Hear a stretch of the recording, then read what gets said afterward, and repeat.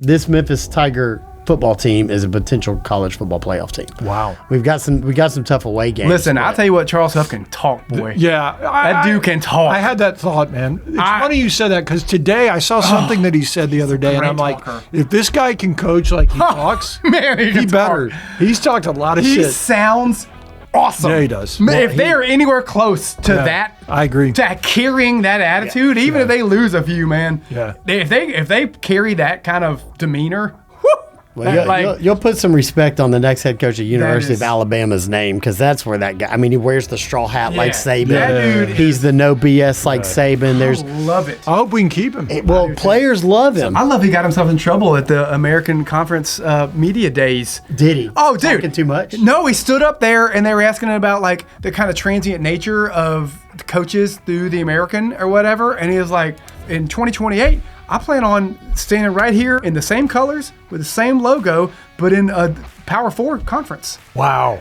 Said that in front of the commissioner at media days. He said F you at media days at American. Media days, he said gave the double bird to the American. And that's why I think the brashness of that. I love it. I love it. He's like, I ain't trying to go nowhere. We're in 2028. I'll be in the same uniform and we'll be in a different conference. And the American, they were like, bro, you cannot say that at media day.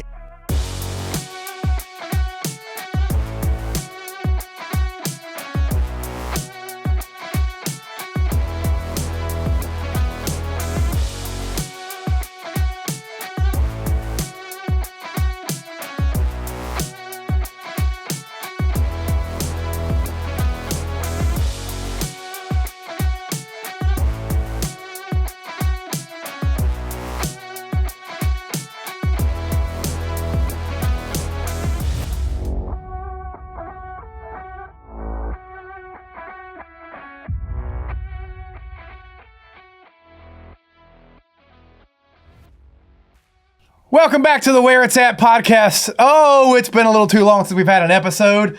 We've had world travelers, a.k.a. the one and only, ever so handsome, Mr. Greg over here on my left. Alex Rasmussen on my right. My name is J.R. Moore. You can call me J.R. or Justin. Either one works for me, but it is the Where It's At podcast. We're talking about all kinds of stuff. We mostly talk about Memphis stuff. We like to build Memphis up. But there are things that happen in the world that we feel like we have to touch on. We're the best suited. We're the best suited people to tell you about world. Get your news here, folks. Current affairs. We're the perfect mix of like CNN and Fox News, MSNBC. It's all a mashup. It's like if they had a kid. We're just glad. I was thinking The Onion. We're just glad that Scott, the producer, did not start rolling before we did this intro. We had some super hot takes to get all of us canceled individually. Nuclear takes. But now we bring it light and positive. Oh man, listen. We gotta start off because it's now a couple weeks over with. How much are you guys missing the World Cup? I don't have anything to watch. I have nothing. I haven't watched TV in 2 weeks. This is what I've argued. The people who tried to tell me they don't care about soccer and they hate soccer and whatever, it's stupid, and then they turned out loving it because it's fun. I'm like, you guys are complaining. Just wait till it's over, and the only thing you have is a full slate of poker on ESPN. on FS1, you might have a Diamondbacks baseball game, and on ABC, you got a full slate of WNBA basketball. Tell me how much you're missing world soccer when this is over, because we're going to be in the dregs of summer and there's nothing to watch. Yeah. And I miss it. Like, I loved having that as my daily routine. I did too. It was nice. Having important sports. I was wrong about the expansion. Like, it gave us more games. It really did. During the day, right? It really did. Like 2 or 3 games a day. They talked about doing it more expansion. Are you cool with that? Yeah, just keep doing it. Yeah. Let them all. Let them all in. Let it be an invitation. And do this every year. I feel like as long as there aren't blowouts. There was only like one blowout in the World Cup. Yeah. And I feel like if you can let more teams in and there's still competitive games, then let them in. I agree. You know? Yeah, and see, here's my thing about, every 4 years it makes it more special. It's like, 100%. No, like it just happening to me makes it more special because like we're going to have Euros every 2 years, the Gold Cup. So you still have soccer that matters. That's what you got to figure out, I think. That's a great point. If you're a soccer guy. You're right. You got to get people plugged into that stuff too. Right. And it's hard. I don't even watch the Euros. I watch Arsenal starting this month all the way through May. It's the same as the school year. I think it was England, Spain played for the Euro. Yeah. It's but really I should hard watch, for me to like get up with the schedule to know like you know what football is when NFL football comes on, or even college. There's going to be a random game during the week, but most of it's going to happen on Saturday. Most of NFL is going to happen on Sunday and a Monday night game, and now we have a random Thursday night game. Takes a little effort, but you do know the days of the week and when it's happening. That's the hardest part with soccer, is because there's so many different leagues that you want to pay attention to. Like, I want to pay attention to MLS, to be honest with you, but I don't know what days they play on. Or like when it's just so unpredictable the schedule is. So the Euros, I would totally be into watching the Euros. I have no idea when they happen. And it almost becomes overload with soccer, like, because you have all those different things, right? Yes. So I watch Arsenal, and I travel a lot like you guys for work. So I miss some of those games even, right? Yeah. So then you have Arsenal. They always typically are in the Champions League as well. So you'll have those. And then if I want to watch the U.S. national team, and then you got to be really kind of discerning about it. And to your point, it's a job to, when's this playing? NBC does a great job with the Premier League, though. I agree. Because it's on NBC, it's on Peacock, it's on USA. Yeah. The reason the World Cup was so great is those games mattered. And what anybody, I think, like, it's hard to get excited about game number 37 for the Diamondbacks. 100%. It's very similar for soccer, too, especially if they're playing in the Champions League and you're fifth in the table, you're Arsenal, you're like, I don't care about, the Leicester matchup on Saturday. Yep. I care about Champions League on Tuesday. That's a great point. And then there's always the lesser cups every year, too. Like FA. Arsenal will be, the FA Cup. Mm-hmm. So they'll play like Argyle, who's like fifth division. Yeah. Right. It's a cool tournament because he's totally. It'd be like the Redbirds playing the Yankees, who are right. But it's a lot. It's a lot. Yeah. It's a lot, and it's a lot that it happens overseas, so it's not even in the time zones, even when they happen. Mm-hmm. Yeah. It's you can't just. It's really difficult to stumble into a game. Oh, we're day drinking. TV. We're day drinking at the Brass Door at 6 a.m. But to your point, because of the time difference. Yeah, so it's really difficult to get to lock that in. Yeah. And we're so accustomed as Americans to be like, whatever the top league is in our country. Yeah.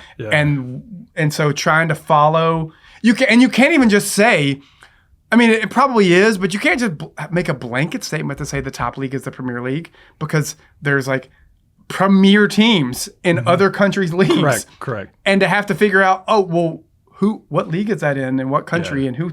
Wait, Mbappe plays for who? He's not in the Premier League? Why would he not be in the Premier League? Yeah, La Liga has like, and you've been to Real Madrid games. I've never. La Liga's ridiculous. Yep. So they've got their top teams. I think Premier League is considered the best because, like, their mid-tier and bottom-tier teams are as good as other leagues. Right. It's like going from college to the NFL in the U.S., right? It's like that is the level of the Premier League in European soccer, right? Because the bottom, there's like always going to be good players on NFL teams. Right. Yeah. Always going to be good players on EPL teams. That's just the way it is. Do you think there's ever a point in the next 100 years that, I mean, maybe not even in our lifetime, 100 years, that some professional sports league in the United States supports promotion and relegation?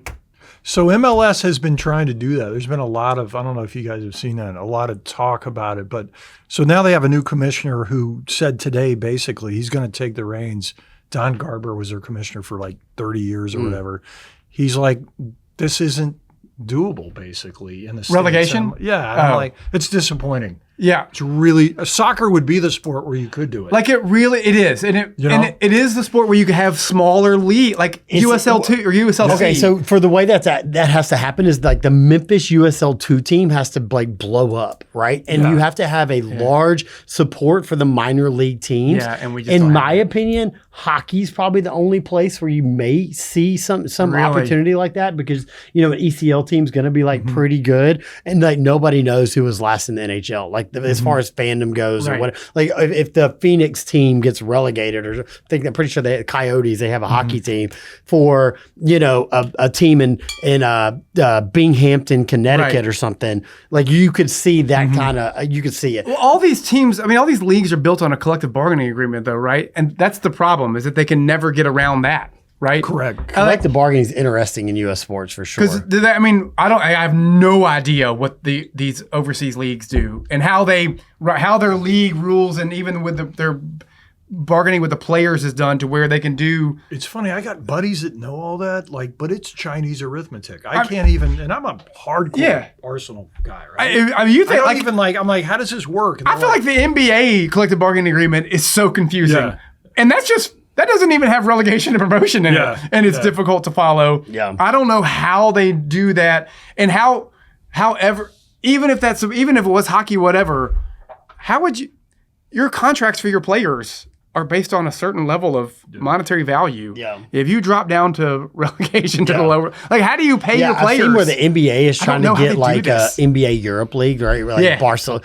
I could see something like that where you like send Memphis to like play in Barcelona for a year and you relegate them to Europe or something and you bring the team Barcelona to you know what I mean? It's like, well, you got to go. If you suck that badly, you're still the Grizzlies. you have to leave the country. You got to go live in Barcelona and play your way back to America. That might be cool. Like I would throw games to be in Barcelona. Yeah, and then we get a Madrid team or Barcelona team that's like good, right? Like they come over here and they're balling out. That's punishing them. Madrid to Memphis. I mean, I don't know. They get into the NBA. It's like the promotion. Yeah. But you got to play and live at the West End. I mean, that's a punishment. And play in the FedEx Forum. All things being LeBron equal, wouldn't do it. He would leave. What a wild, he would go to deal. I don't know how. I love that. How from the beginning did they create these leagues to go? Because those fifth league teams get like 10,000 people in the stadium. How is that a thing? They're in neighborhoods. It's like London has like 5 EPL teams. How do minor league teams do that? They're in neighborhoods. No, okay, 5 or 6 Premier League teams in London. Well, London has 9 million people, right? But still, they got a shitload of these little professional teams, and they all draw 5 to 10. Like it would be like New York City. Every borough would have its own. Would have its own team and own stadium. Yeah. But they won't. So in Europe, they gather in these neighborhoods. You just got back from Europe. So like we can talk about that a little bit. So let's juxtapose that against Memphis, where like if we walked out of Clark Tower where we're at right now, how many options do we have to just walk to like a gathering spot? Maybe a couple. It was maybe a couple. Okay. Yeah. Now go it a little bit. Go half a mile that way, and you're behind Holy Rosary, and you got to walk to your local pub. How far are you walking? It's crazy. We were in Nice, France, and I've noticed this every time I've been to Europe. Like it's so much more communal because one, to you guys' point, it's walkable, but 2, everyone has their own little pub or bistro. Yeah, in the neighborhood. Yeah, so we stumbled upon this little wine bistro bar, whatever it was, and every night Holly and I would have 3 or 4 glasses of wine outside with all these locals who are carrying their baguettes, and their kids are playing out in the street. It's like here, it's a cool concept. We all live in suburbs. Yeah. We don't have it. There's what's the neighborhood right off on Highland that is like it is this? They have Highland a neighborhood, Row. huh? Highland Row, where Char is. No. Oh. It's on by Sam Cooper. Yeah. Where it has their own Highland has their own grocery. Uptown? No. That's not. I'm losing my mind. If I didn't bring it up right now, I could tell you what it was. Scott, producer, do you know what I'm talking about? Highland Row, Highland Grant. It's right there. I mean, it's by Sam Cooper, and they have. I mean, it's like all these little houses. They have their own grocery store. They have their own grocery store. I know a little bar. They own a little like it is that. Okay. It's the neighborhood bar, the neighborhood that has its like you don't leave the neighborhood. You can just walk to the grocery store. It's a little market. Yeah. You walk to the neighborhood pub. High Point Terrace. Jesus. That's it. High Point Terrace. Hey, we got it. Good work. We got it. My wife lived there before we were married. Okay. We would walk to that little grocery. We'd buy steaks. Yeah. And you're right. There's a pub. That's the only neighborhood I know of. There's a butcher in that grocery. Yes. Believe it or not. But it's not crap. It's halfway there though. Like you walk through Lincoln Park in Chicago, and there's like 14 bars to stumble past. So New York, Chicago, Boston. But that did not translate to the South. No. For whatever reason, we feel like we live in the most connected time ever because of our phones, but the reality is it seems like we're more isolated.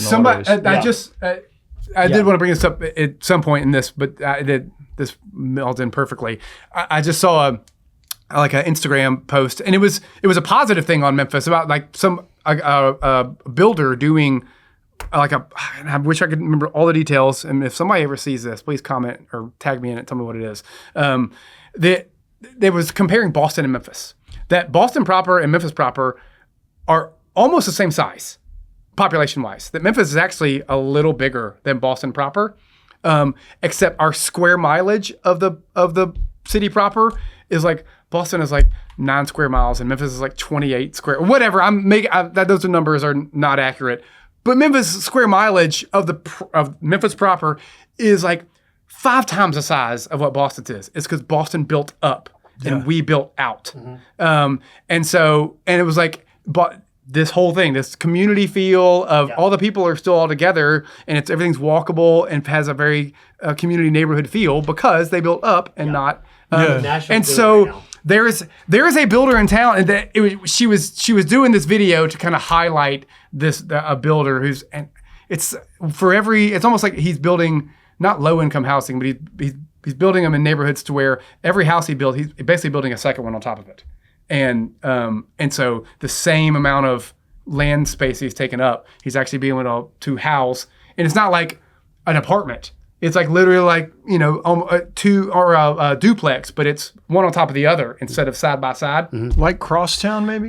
Is it one of those Uptown, like vertical? Uptown. Maybe it's Uptown. Yeah. It might be Uptown. JT Malassery, and I probably know the builder. You probably do. I meant to bookmark it, and I think I was scrolling late at night when I saw it. And I just thought it was so interesting, number one, because it was an interesting, quick comparison of like the difference size-wise, that they're comparable as far as in the city itself of Boston and Memphis, but drastically different cities just based on the infrastructure and how they were developed. Yeah. And that Memphis developed going further out instead of going further up. European, almost like in some ways New Orleans is. Yeah. Like you go to the north, I've spent a little time in Boston, you go to the north end where like the Italian section, all these restaurants and pubs and like. So that kind of brings up New Orleans and Memphis are incredibly similar cities. I think so. Certainly were like even demographic makeup, economic makeup, crime. Weather, they're very similar, except they have the Cajun culture and we have a blues culture. They're more European with the French and Spanish heritage. And so it always. Matter of fact, I think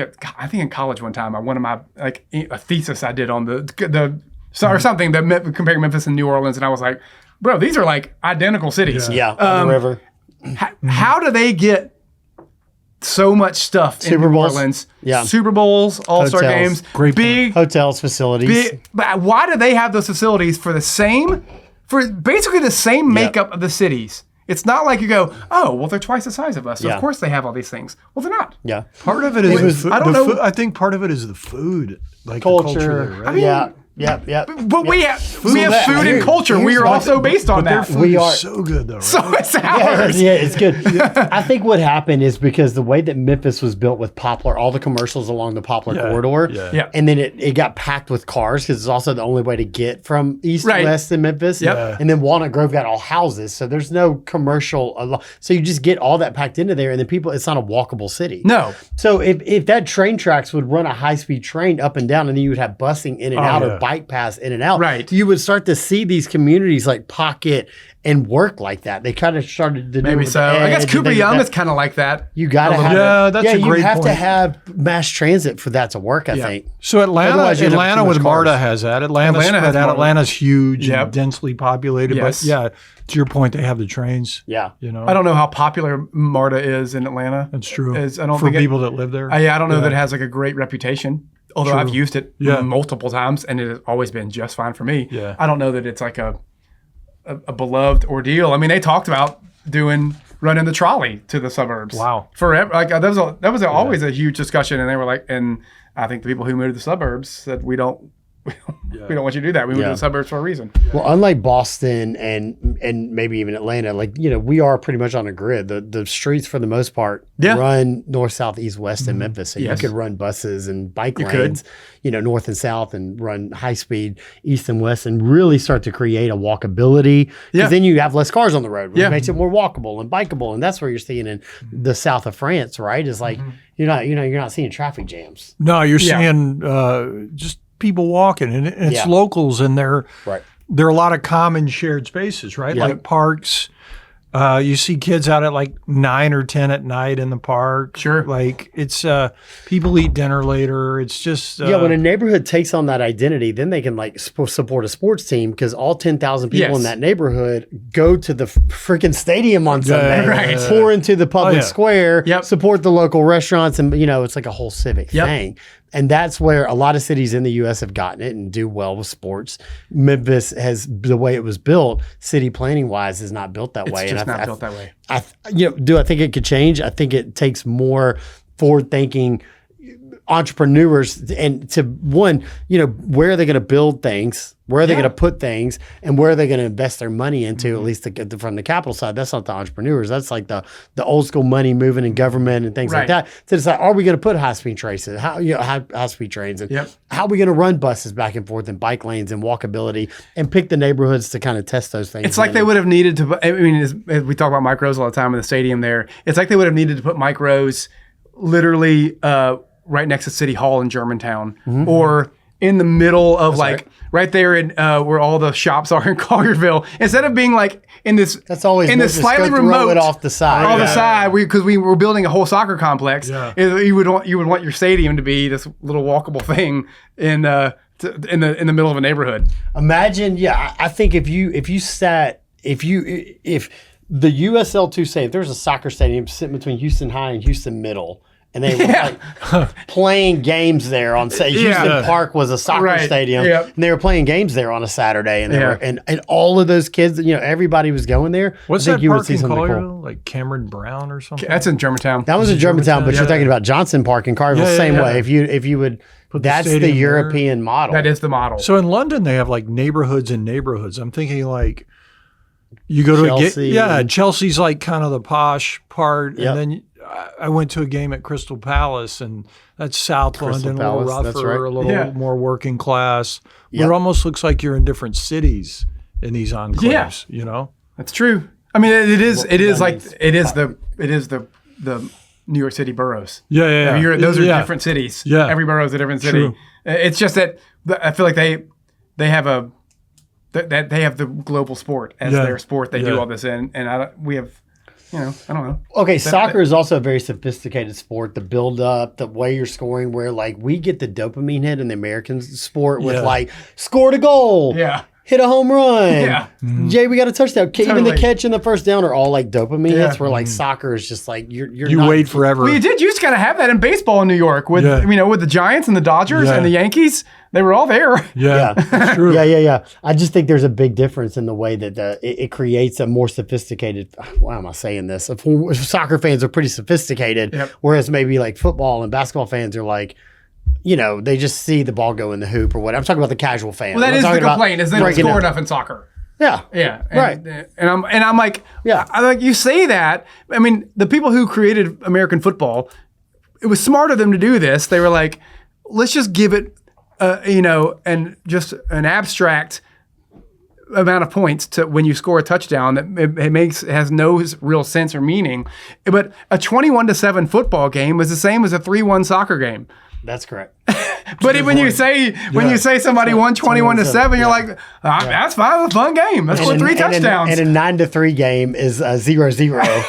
Yes. Yeah, we were able to whatever, right? Connect 10 passes in a row for half a point. And so you really think about it, we were like, they don't score enough. And like I get a 1-0 game is that's a 7-0 game, and that's boring. But like a 3-1 game is a lot of goals, and that's also a 21-7 basketball game football game. Right. So or 100-89 basketball game. But 28-14 is 4-2. So you go to a soccer game over there, and it's quiet. They're not on the speaker. They're not as opposed to a Grizzlies like there's game ops. It's not like playing because they're singing and doing stuff. And the fans are chanting and singing. But like, I don't go to many Grizzly games. I know you go to a ton. It's almost because I'm used to the boring soccer stuff. Yeah, it's almost stimulation overload. It is. Like the music and the pumping and the dancing and the Grizz Bear, and it's like, oh, there's a basketball game going on. It is. Whereas college, my buddies that go to a lot of NBA and no college games, I'll take them every now and then. A college game, they're like, this is boring as hell. Yeah. There's nothing going on. Where are the dancing girls? Where's the bear? Where are the fireworks? Where's the band? It is slower. It's whatever you're used to. It is slower. Like the contrast between like a Tigers game and a Grizzlies game, you notice that it's quieter. But I almost wish I don't almost wish, I 100% wish the Tigers leaned even more into that. Like it used to be a definite separation. The Tigers have the band, and the band is and the pom girls and the cheerleaders, and that's what's creating the noise. And those are your game ops people. And then the Grizzlies were playing music during the game, and there's boom boom flashy lights, all the stuff. And I liked that contrast. I like this one feels like a college game, and it feels like the Tigers like dip their toes into pro style game ops where they'll play whoop that trick or whatever. You know, they play like a little bit of game op stuff in between in the timeouts, and I'm like, let's just be a college team and like let the band handle this, and the cheerleaders, like we don't have to make it that experience. We don't have to make it feel like kind of like an NBA game and kind of like college. Lean into the college thing and go full pep band. Well, you saw how casually we turned our, like we've been accustomed to Liberty Bowl renovations like every year. Like, there's Liberty Bowl renovations. They painted the seats. Bro, they've renovated the Liberty Bowl and they turned it into like a pro stadium. Did they really? It looks great. It's just like right under our nose. Like right under our nose. I ignored it because everybody I'm the same age as the Liberty Bowl ever since I've been born. They've been renovating Liberty Bowl. I will say, and they would paint the steps. My son's been playing, played a bunch of games at MSEC, and so we've been seeing it all summer. From the outside, it looks. No, it looks great. Wow. It looks really good. Gotta check it out. They built a new venue for sure. It is a new venue. We need a soccer team in there. Be nice. That would be cool. MLS would be nice. Man, that would be awesome. Wouldn't it? Here's where I am on sports like that is that it's so much cooler in an environment that's sold out. Yes. And soccer's never going to sell that out. You need that soccer specific. So like, you need like in Memphis, you need like the 5,000 seat something. Yeah. Where that's always sold out, which makes ticket demand higher. Oh, I got to buy a season ticket, so I'm not sitting a mile away. You know, like it just because Memphians are so accustomed to just like, oh, I'll just show up and get a ticket or whatever. That like we need a freaking arena or something that drives demand, and 45,000 seats and do it. Well, that's why the Liberty Bowl was always too big, because even when they were killing it, selling 40,000 seats a game or 40,000 tickets a game or 45 sometimes. Empty up top. That is an amazing ticket draw for the University of Memphis football team. Are you kidding? That's incredible. Yeah. And then it still looked like you're like, look at all these empty seats because the stadium was always too big. When Louisville built their new stadium, they made it a little smaller like that. Same with UCF. UCF made like a 35 to 40,000 seat stadium, and that place is a madhouse. Yeah. Like I wish they would have. I know they took out a bunch of capacity with the renovations. I wish they would have taken out more. What is it now? Well, Memphis Tiger, I think it's like 45,000. They shrunk it down. Oh, they shrunk it significantly. Oh, yeah. Yes. They took like 30,000. They took half the side of the stadium off and built a party deck in luxury suites. I still think they should tarp the end zones. Yeah. Even then. I agree. 25,000 is the right number. Brother. Make it rocking. Make it rocking. If the big boys can tarp, if your Power 4 schools can tarp the end zones, like UCLA and Baylor, if they can tarp end zones with a big old graphic of whatever the school is, put Performance Toyota or what FedEx presents University of Memphis and have the big logo, put that on the end zones so it looks great on TV, and now the stands are packed. Yep. I have never understood why that has been like a... Well, the part of the problem is that Tigers football plays at like 9 a.m. in the morning or something on Saturday when we're all taking our kids to fucking Germantown sports because leagues. They got to get it in where they can get on TV. You know what I mean? Like we just not getting that like 3:30 afternoon Saturday game or they're on 7. the Premier League schedule. Yeah, well, they got it whenever they have to adjust. Whenever somebody will show them on TV, that's when they have to schedule those games. It's so hard to get just scheduling conflict Memphis Tiger football games. I hope that we can figure that out. And I think this Memphis Tiger football team is a potential college football playoff team. Wow. We got some tough away games. Listen, I'll tell you what, Charles Huff can talk, boy. Yeah. That dude can talk. I had that thought, man. It's funny you said that because today I saw something that he said the other day, and I'm like, if this guy can coach like he talks, man, he better. He's talked a lot of shit. He sounds awesome. Yeah, he does. If they are anywhere close to that, I agree. To carrying that attitude, even if they lose a few, man. Yeah. If they carry that kind of demeanor, Well, you'll put some respect on the next head coach at University of Alabama's name, because that's where that guy. I mean, he wears the straw hat like Saban. That dude He's the no BS like Saban. There's love it. I hope we can keep him. Players love him. You look at they like 50 players went from Marshall to and then like a whole nother influx. He is loved, and they are going to be awesome. I love he got himself in trouble at the American Conference media days. Did he? Oh, dude, talking too much? No, he stood up there and they were asking him about like the kind of transient nature of the coaches through the American or whatever, and he was like, "Yo, we have top-notch facilities. We have great players. We have a great stadium that's almost brand new. I plan on in 2028. I plan on standing right here or standing up behind a podium in the same colors with the same logo, but in a Power 4 conference." Wow. Said that in front of the commissioner at media days. He said "F you" at media days in America. At media days, he said gave the double bird to the American, and that's why I think the brashness of that. I love it. He's like, I ain't trying to go nowhere. We're in 2028. We're going to. I'll be in the same uniform, and we'll be in a different conference. And the American, they were like, "Bro, you cannot say that in media days." I love it. I'm telling you, it's Alabama or nothing for that guy. You see a lot of the Memphis coaches moved to Florida State, went to Virginia Tech, went to Arkansas. You're not going to leave this Memphis job unless it's for the calling of one of those. Yeah. And he isn't going to get the Arkansas. That's a great job. I don't know say anything else. And the guy at Arkansas, I forget his name, Norvell. Silverfield. So I'm sorry. No personality. I mean, maybe a good coach. If he had this guy's personality, yeah, that's what he did. Huff's going. This is his trial for Alabama. Great. Yeah. If he is, please be so successful here. Yeah, that's that Alabama calls. It's going to happen. It's going to happen. I'm okay with that. Yeah. If you're so great at this job that Alabama calls you, that means we at least had at least one fantastically fun year. Do you guys? And you saw who was at practice the other day? Who was that? Penny. Because you know who loves this more than anybody, right? Penny. You know why? Take the damn pressure off, right? You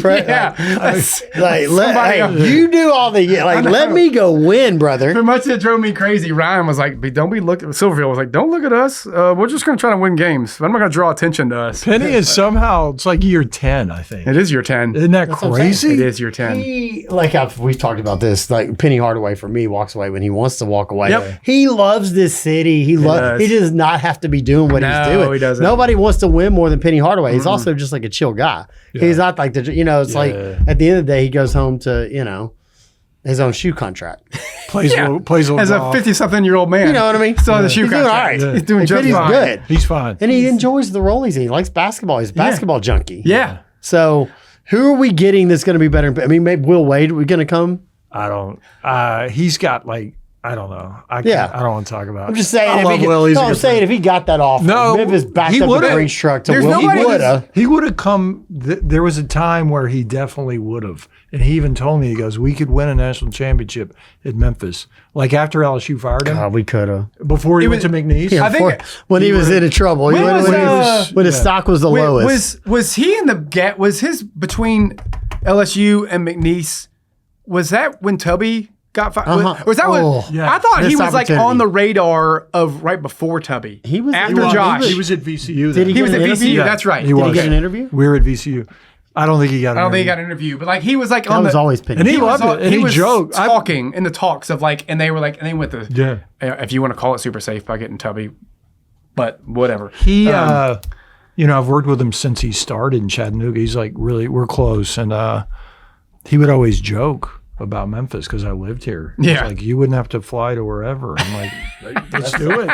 Let's do it. He likes Corky's. I mean, so, He used my boy Keith Easterwood back in the day. They worked together on He loves Easterwood. I didn't know. I produced Easterwood's podcast. Love Easterwood. I loved it. That was sad. For Easterwood. Yeah. I loved serious? him. So did my brother. R.I.P. Keith Eastwood. I'm sorry, this is the first time we've shouted out your name on this. Got goosebumps. He was good to Will. Yeah. He got Will guy. Oh, nobody could get players like Keith Eastwood, brother. Yeah. Sonny Vaccaro. I mean, he had Sonny Vaccaro on speed dial. Yes, he did. The guy was. I loved him. That was the episode I'll never forget producing Sonny Vaccaro on Keith Eastwood's show. My God. Not just a fly on the wall. So Easterwood was up near when Will was at Chattanooga, right? They were close. Yeah. He was living in Chattanooga. He lived in Chattanooga. Oh, yeah, dude. Yeah. So I'm sure he was hey, look, he loved Will Wade. Both of them have the same kind of moral compass, flexible. Will doesn't care if I say that. He doesn't care. They were flexible. Yeah. John Calipari lives in that world. And look, dude, John very Calipari's flexible. got he's about to crush it at Arkansas. Yeah. I don't know what Will's going to do at LSU. He doesn't have many guys right now. He's depending on all these internationals and.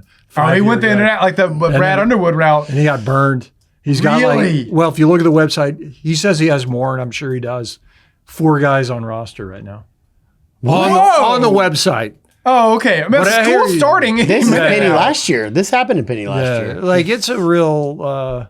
It's interesting. He's got money, but He everybody's gambled got on money. these 27-year-old foreign guys. He wanted to win. Oh, yeah. He wanted to win right Well, you away. just see that. I mean, you see the blueprint that the guy from Illinois did last year. You're like, oh, Yeah, well, I can college do basketball They're is like, not you run can't do by. this anymore. Yeah. You know, he's like, shit, what am I going to do? So he'll figure it out. He's Yeah, smart, of course. You know. Yeah, Yeah, sure. He seems to be resourceful. He'll figure There's, it out. there was Nice way to put it. there was a guy, Jarrell Lewis. Shout out Jarrell if you're watching this at all. But Jarrell Lewis was playing on my corporate league team at the JCC last There we year, go. and is currently playing professionally. And so, All right. and Jarrell may have a year or two left of eligibility. Like, there are guys like that in Memphis. I'm telling you, Jarrell's 6'9", unstoppable, will do whatever on any court against anybody you want. Can hoop for Will Wade right now, and you're going to has see. eligibility, Oh, I'm right? sure. The lines are wide open. Who knows, right? So a guy like Will Wade can find guys like that because the Keith Easterwoods, they're still out there. But yeah, hang out in some Memphis Gems in the JCC, and you'll find 2 or 3 There's guys. some you can games fill at out the JCC, some hoopers there, man. Aren't there? Oh my gosh, bro! We had a guy hit like 22 threes the other night. My on our- gosh. Yeah, just couldn't miss. You're more surprised when it misses. Yeah, Like, yeah. You're just like, he throws it up. You're like, how'd y'all let him shoot? And I mean, they are out there. I mean, these guys are hooping. You know, they might be 240 and a little overweight, and just get their shot, not playing a lot of Go defense to anymore. Europe and make $500,000. That's exactly right. You know? That's exactly right. Well, or to LSU. Or to LSU and make $3 million. Yeah, that's true. Then I got to mess with them. That's, Yeah, then they become your problem. Yeah, That's exactly. exactly right. Hey guys, I want to talk to you about Signature Advertising. For over 30 years, Signature Advertising has helped brands stand out, connect, and grow. We're a full-service marketing firm, but at heart, we're storytellers who know how to get results. We've worked with everything from startup companies to the biggest brands on the planet, including global leaders like FedEx, Hilton Hotels, ServiceMaster, True Green, and International Paper, as well as purpose-driven organizations like St. Jude Children's Research Hospital. If you're ready for a smarter strategy and creative that delivers, let's talk. Learn more at signature901.com.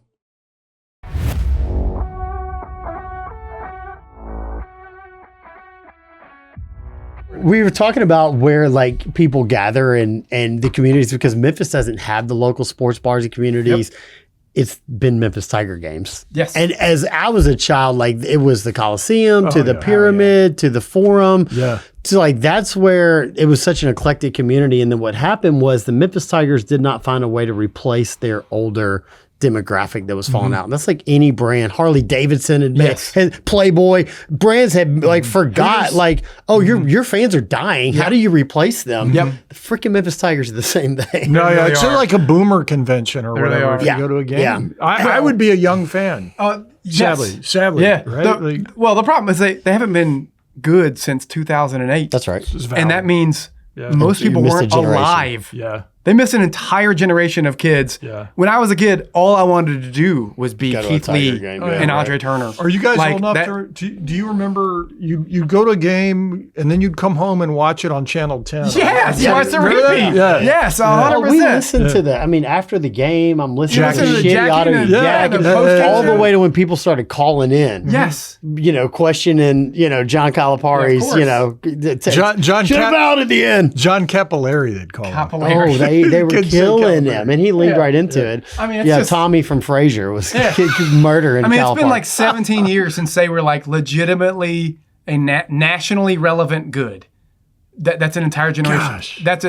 That's the longest stretch they've ever had like that. R.I.P. Memphis, And Memphis so, Tigers, apparently. and so that's why they can't have It's time to come back. That's why they don't have and it just so happens that was when like the core four was on the up and up. So that whole generation of fans went Grizzlies.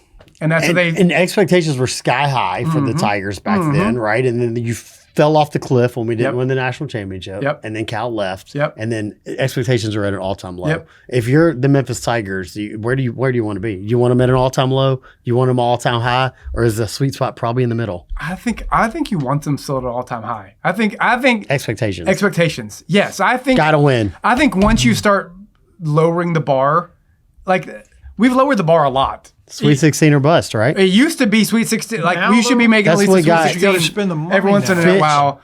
Where? What? How much? And they where? They got to spend Sweet 16 money, right? Like that's the problem. The landscape has changed, though. Yeah, the landscape is what it used to be Sweet 16 or but, and now it's there's pockets in Memphis that can pay these players. There was some people on that, but they're also dying. There's donor fatigue too. With there's definitely donor fatigue. That's who they forgot to replace was the donors. Was the donors that they forgot to replace? Those people are dying. Fans will be fine. All the donors' kids went to Ole Miss. Yeah, that's exactly right. They paid Lane Kiffin. They bought their way into something else. But there are times with some of these programs. I'm going to name the programs similar to Memphis, where the money gets so tight that kids sometimes don't even get their NIL checks. Yeah. Like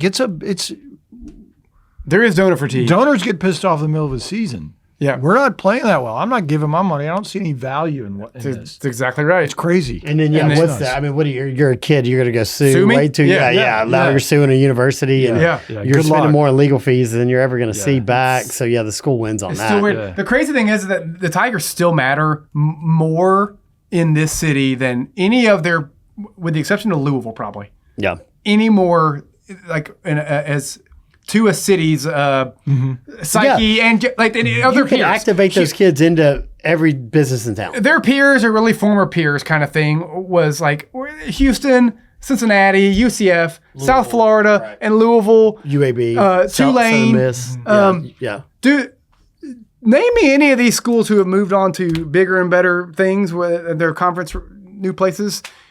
Houston is an amazing basketball program. Yeah. They do not matter in the city of Houston. Big city. If Memphis is having that kind of success, buddy, this place is on fire all over again for the Tigers. That's true. It would not be just this little pocket of people who are like, oh, well, we're Houston alums, and so all these Final Fours. We're into it. It would be madness all over again. It is definitely it's back in the 08 where like you rooted for Ole Miss football and Memphis basketball. Like it's literally that. Like you've got they're a fan not because they went to the school. Like me, I've never stepped foot on the University of Memphis for schooling, but a donor and and season ticket holder and on and on, right? So that's the way Memphis can create a sports franchise that exists bigger than a university. That you don't see anywhere else. I can't name another. I mean, Notre Dame. Yeah. This is one of the things. Like I don't know what, but because the sports landscape has changed so much, and yes, they are not planning on remaining in their same conference location and therefore their same sports budget every year. They're planning for bigger and better things. But I tell you, the more it seemed, it would be crazy to think this back in 2007 when Calipari's here and you're putting 16,000 people a night in FedEx Forum. You would never think this. But the world has changed. And God, wouldn't they benefit by playing in something the size of the Coliseum, closer to campus. 10,000 that the students don't come downtown to come watch a game. It's just hard to get downtown every 4 times a week to go to Tigers and Grizzlies stuff. And it's costly. They'll never move out of an NBA arena. And so it's silly to think, hey, can we get you to move out of the super nice NBA arena? They'll never do it. But wouldn't it help the vibe if they were in a smaller madhouse college arena? The answer is yes. And they played their big games in the kind of like how Gonzaga does. Gonzaga has a small on-campus arena where they play 70% of their home games. But the downtown Spokane arena, which is twice the size of their on-campus one, is where they play their big ones. When somebody big comes to town, they'll try to work it out and play in Spokane in the downtown arena. Wow. As opposed to playing on campus.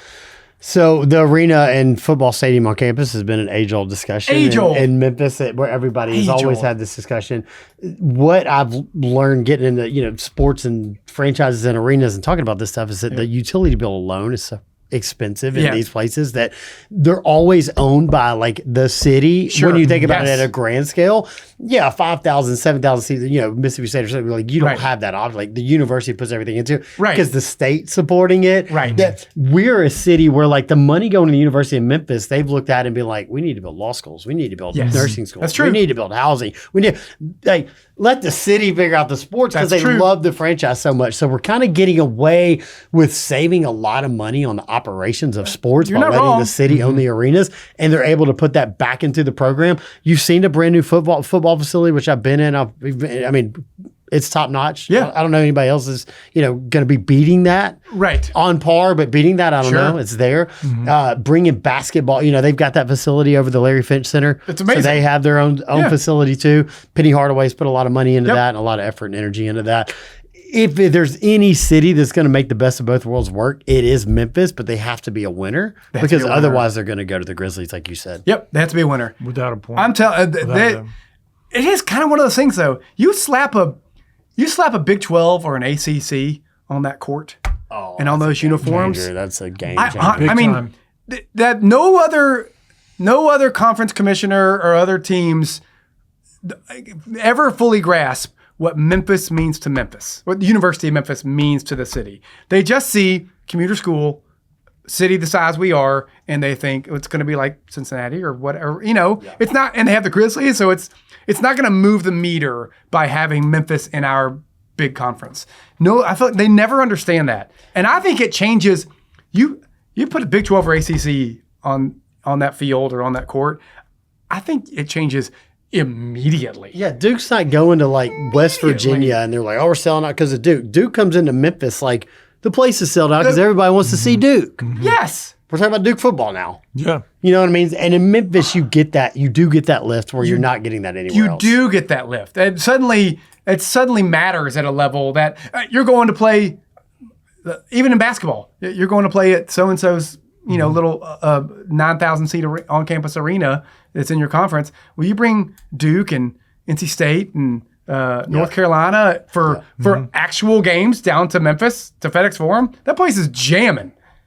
It'll be unbelievable. Even Miami, those types. Yes. Yeah, the whole vibe immediately changes. Is that what we're gonna get the ACC though? Then they're all gonna leave and go to the SEC. Without a doubt. Yeah, they all leave. Right. All those teams we just named instead is like there'll be a Super Virginia League and Tech, Louisville, Yeah. Cincinnati. Right. Well, we were in the league with all those teams before. It'll be was all awesome great, before. It was like when they did a new Big Virginia East. Tech, Georgia Tech. Yeah. We were all in the Metro Conference. Oh, that was a great conference. Great conference. Amazing conference. It was so good. The football coaches are very confident that we will get in a new. I've sat with them in 33 and we talked. We're gonna because they think they're gonna win and force their way into it.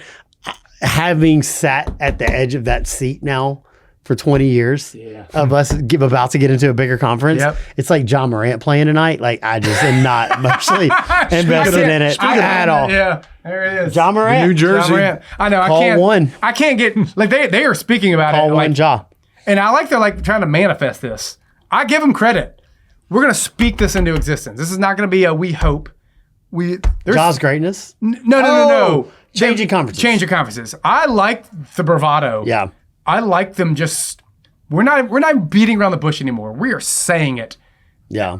I appreciate it. Yeah. Listen, we've always been the polite ones. We're like, please take us. We'll give you all FedEx's money to please take us. And I've always been said no. I like they're like, dude, we're about to crush this and be in it. Do I believe them? No. I'm with you. I'm like, it is. I've sat at that table forever. I'll believe it when I see it.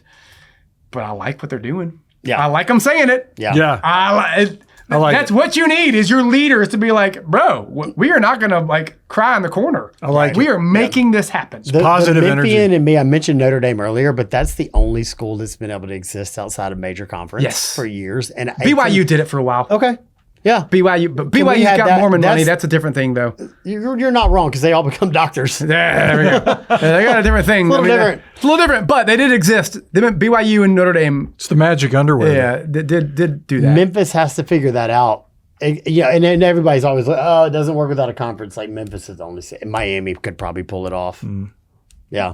I don't know. That's a depressing. When we're talking about conference realignment, like it's a depressing. It really is. Yeah. It really is a depressing topic because we just don't know. We don't. And it's out of our hands. I mean, FedEx offered like $500 million to the Big 12, and they were like, didn't no, even. thanks. And then you lost Texas. We just don't want you. We just don't want to come there. That's whatever. All right. Right. And that's why, negativity, we talked about some of this, like this just spreads. It's easier to get headlines with negative press. Yes, of course. I mean, look at any of your social media feeds.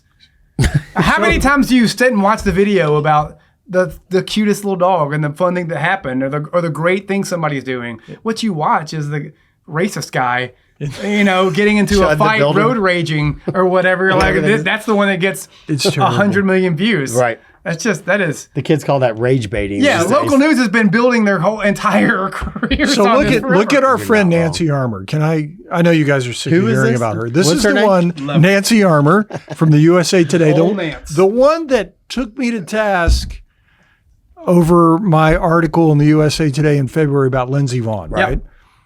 She questioned my credentials, my sanity, my professionalism. Then again, during the World Cup, she did it to Alexi Lawless. Whether you hate him or love him, she questioned his credentials. He's a guy who's actually, Nancy, played in a World Cup. He's actually played in Europe. Yeah. He's run a soccer team. So last week, while I'm in Europe, I love this. She wrote an article, speaking of negativity. You had the notifications on Nancy Armour notifications. Without a doubt. Without a doubt. He's ready. On how Caitlin Clark's flopping in the WNBA somehow equates to the horrific racial murder of Emmett Till.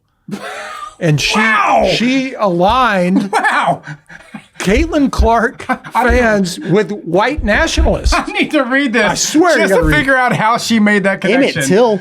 You got to read this. Holy crap. And I'm like, all this rage bait, to your point, the negativity sells. I made a mistake this morning.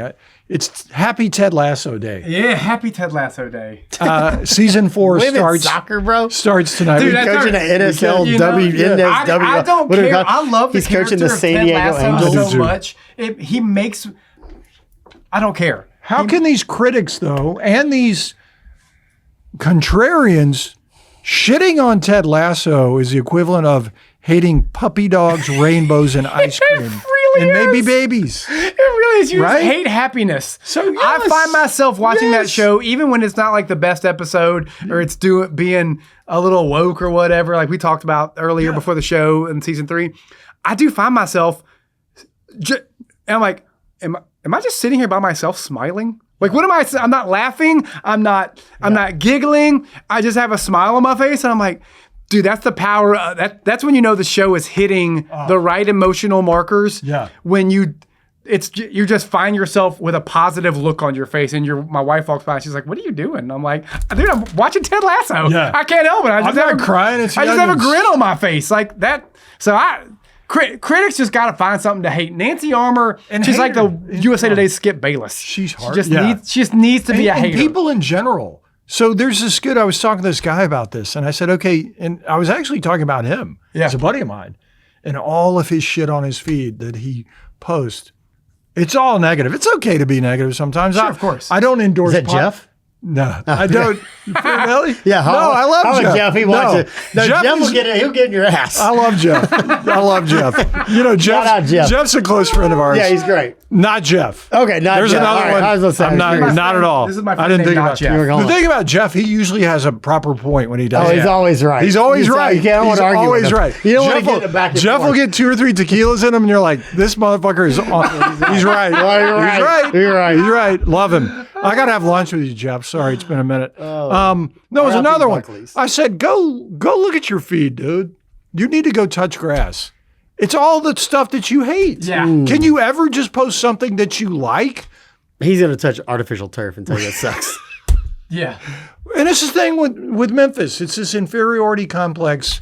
These people bitch about it all the time. Yeah, we all complain about it. It's like our little brother. We can beat on our little brother, but no one else can. You know what's great? And I know we're going to wrap soon on this episode. I got to give a shout out to, you know who Jessica Benson is? Yeah. All right, so Jessica Benson is on for Ground City Media. She has a morning show. She works for the Grizzlies, does their post-game, pre-game whatever, at their during the home games. I discovered on her Instagram feed not long ago, maybe a couple weeks ago. She's a transplant. For those of you who don't know her, she is a media personality, but she is a transplant. She grew up on the West Coast. She got hired, I think maybe ABC 24. She got hired here as this was a stepping stone job for her. She was in a stepping stone location. She was like, I'm here. I'm getting out of here as fast as I can. She has been here for 10 years. She's married, married here, lives downtown. Oh, he finally married her. Huh? He finally married her. That's good. And every month she does she'll do like a 2-minute video of cool things I did in Memphis. Yeah. And it's like very influence style. And she goes to, I went to this hotel and and then we had dinner here. And then we went to this art display. And then we went to this little gathering over at this cool place. Listen, I've lived here all my life. Now, granted, I live in the suburbs and I have 2 kids I am jam-packed and have no capacity to do anything in life. So she lives downtown and doesn't have kids, and so she can do all this stuff. She is listing things I've never heard of, and it all looks awesome. And I'm like, dude, she is out. She is like one of the best advertisers of Memphis. As somebody who is not from here, she just has embraced, this is my city now, and has embraced, it is cool. And says, I have people, my West Coast friends would be like, that's Memphis? And she's like, yes. Yeah. There are awesome things happening here. She is the opposite. She just got to get out and do it. She is the opposite. She is not the Jessica Benson, thank you. You are the opposite of Nancy Armour. If you're going to be negative about how cool our city is and that there's actual awesomes and fun stuff happening. And she's like, don't believe me? I'll show it to you. I did them. Me and my husband went to these things. Yeah. And I'm like, shout out. I follow her just for that. Just for the Memphis I just told her, I said, every time you post this, I am reposting this. I love it. I love this. Yeah. So shout out Jessica Benson for doing the Lord's work out here and shining a light on how cool of a city we have. That's not just sports related. Right. We do have a cool city. We do.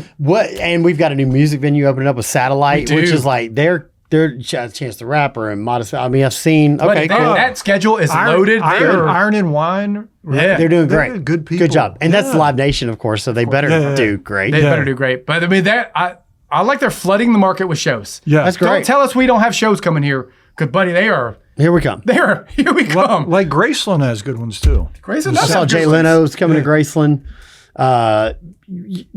The Green Room at Crosstown, was that you? Yeah. What is that? It's a small venue. It's really small. They have little. It's a cool venue though. Very busy. There's always stuff going on there. Little jazz, local jazz guys and stuff. They have an art bar next to it. You can get a drink. Yep. There's all these musicians that come out of the Memphis churches and touring musicians, like Kirk Whalum types. Oh, they're like these. Everybody comes into Memphis and gets all these super talented musicians. Like, oh, this guy plays for. We got a lot of dudes playing with pro national touring acts. We got to start tracking that down and then finding ways to get those musicians to bring back a little hometown with a little pop in with a little I'm thinking about it like NPR Tiny Desk, right? Yeah. Like, how cool is that? Can we start doing some intimate shows? And then Memphis is mentioned in so many, so I see there's a vision for this. Memphis is having a resurgence and I love it. I think so too. I think we're on the cusp of a renaissance in the city. I agree. Yeah.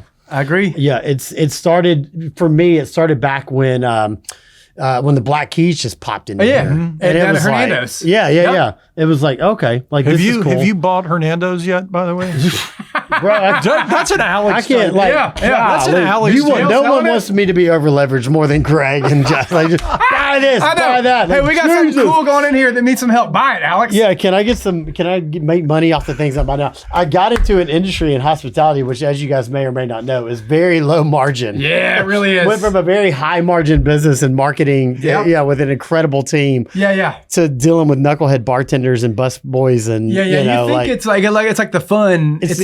It's the fun kind of glamorous thing. I own a bar. Guess. And until you read your reviews. Oh crap, this is a lot of work. Oh, and you don't make as much. Hold on, I'm not complaining. There's no wine fest going on over here, but to revive Memphis in a way that is meaningful and to have great places, you kind of have to toe the line and not just sell out to what's trendy, right? Because you have to build an experience and be like, no, this is what this is going to be. And we're not just going to try to make all this money in the world, which is me telling you guys, I'm willing to to put time and effort and sweat into places that don't necessarily make money, so that they're here in 10 years and maybe make a little bit of money. But they move this city forward in a way that's like, oh, we have cool stuff to do here. So that Jessica Benson can, come and show us cool things to do in Memphis. I know. I hope she comes to your bar and puts it on her. What's the status with the country club?